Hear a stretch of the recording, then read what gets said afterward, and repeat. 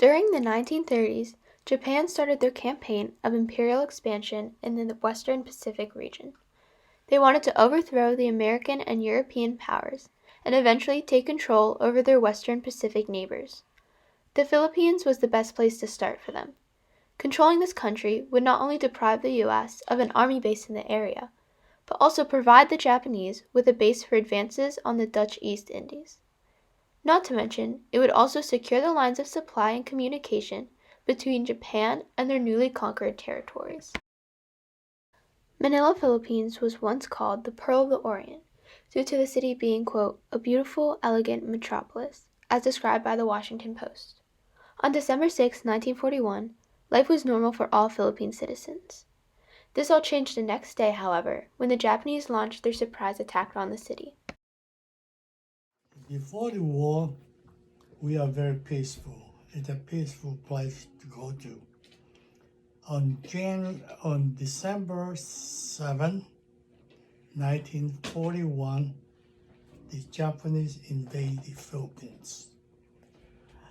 I still remember the employee of my father's store come to the school and bring us home because they tell the teacher there's a war broke out and we have to bring all the kids back to the go back home. And from then on, my father tell all his employees, he give all the money to the employee, buy any food you can find. Disregard the price, just buy it.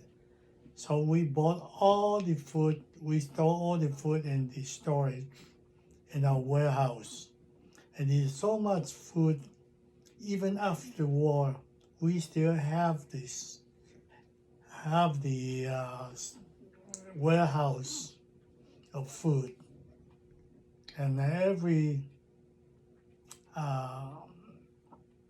lunchtime, we usually have a lot of visitors. They don't come and visit us, they come to eat. In the Chinese customs, anybody who comes during lunchtime, we usually invite them, say, come and eat, come and eat. That's why after finish their lunch or dinner, whatever they are, and they left home, they come back again tomorrow. So we are feeding everybody. My grandfather has always been very interested in business, and during the interview, he started to tell me about his business that he started with his brother during the war to profit from the Japanese soldiers. In the morning, we usually go to school, and in the afternoon, we decide to do a little business.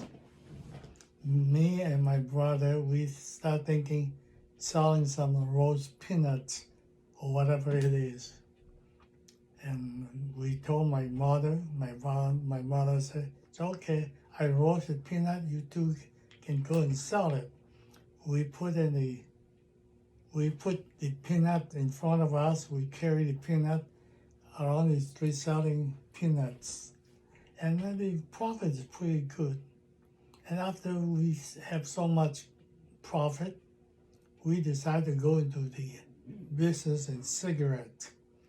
We buy the cigarette from the Japanese soldier and turn around, sell it to civilian. That's how we make a lot of money over there. During this time, the Japanese soldiers took advantage of women, tortured the Philippine citizens, and continued to wreak havoc in the city of Manila. Dr. Francisco Yao was only a young child when he witnessed this terror. His life, however, soon changed after false word had spread that his father was involved in political organization. With this in mind, the Japanese called in Yao's father for an interview. Well, one day my father get a message that he has to go to Japanese headquarters for interview. Okay. For question or interview, whatever you want to say it. And my father went over there and somebody squealed on my father, saying my father is a political, involved in political things. And they all pro-Chinese and hate Japanese. Of course, my father denied everything. It's not true. My father never involved any political organization.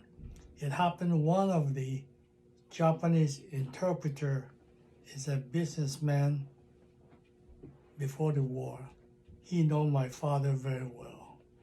He told my father that he told the Japanese officer that my father is very honest. He don't get involved in any political organization. So the Japanese general, let my father went home, go home. And he told my father, I want you to come back tomorrow for more interview.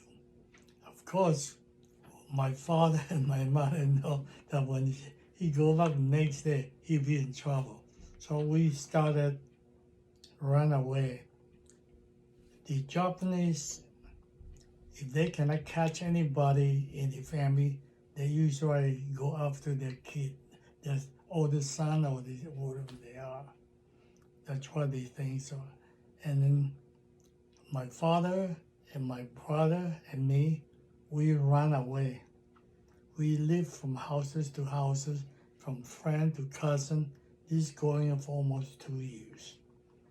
And then, every time when they hear the car stop, we don't look at what kind of people in the car. We automatically pick up our belongings and jump over the roof from one roof to another. That's how we are. This has been going for 2 years. Life became dangerous for him, his father, and his brother, as they were fleeing from the Japanese soldiers trying not to get caught.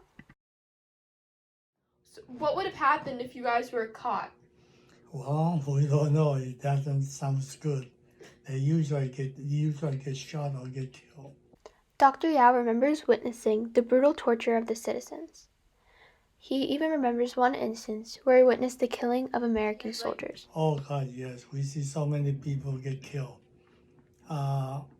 One day, sometime in in 1945,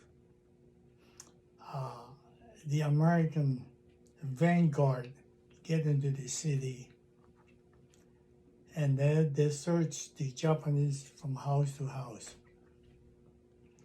There's a Japanese soldier was hiding below the bridge, and we can see from our window. And we also see that one American soldier tried to cross over the bridge. We've been hollering, screaming, "Don't go over there," because there's Japanese soldiers hiding there. He didn't hear us or whatever it is. When he reached the other side of the bridge, he was stabbed and bayoneted by a Japanese soldier. On March 4th, 1945, after one whole month of fighting, the Philippine city of Manila is officially liberated by American troops. However, after the Battle of Manila, the city was completely destroyed. Not to mention, about 100,000 Filipino people were dead because of the deliberate murders by Japanese troops during the Manila Massacre. I don't think so. The end of the war is pretty nasty because most of the Japanese soldiers stay away from the city. Only they left a few people here as a sniper. And then, of course, the American come in, they just, they shoot anything out of sight. It's pretty nasty.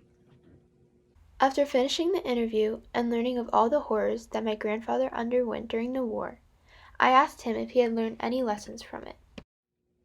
Well, you have to be smart, you have to be sneaky. Throughout his childhood, Yao experienced a plethora of struggles one cannot even begin to imagine.